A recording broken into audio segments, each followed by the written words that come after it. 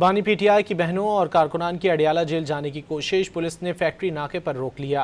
PTI कारकुनान ने इस दौरान एहतजाज किया और नारे लगाए। अल्लामा राजा नासिर अब्बास भी एहतजाज में शरीक हो गए। कारकुनान ने दोबारा फैक्ट्री नाके पर धरना दे दिया है। सलमान अकरम राजा और शौकत बसरा भी एहतजाज में शरीक हैं। बानी पीटीआई की बहनों और कारकुनान की अडियाला जेल जाने की कोशिश, पुलिस ने फैक्ट्री नाके पर रोक लिया। पीटीआई कारकुनान ने इस दौरान एहतजाज किया और नारे लगाए। अल्लामा राजा नासिर अब्बास भी एहतजाज में शरीक हो गए। कारकुनान ने दोबारा फैक्ट्री नाके पर धरना दे दिया है। सलमान अकरम राजा और शौकत बसरा भी एहतजाज में शरीक हैं। बानी पीटीआई की बहनों और कारकुनान की अडियाला जेल जाने की कोशिश, पुलिस ने फैक्ट्री नाके पर रोक लिया।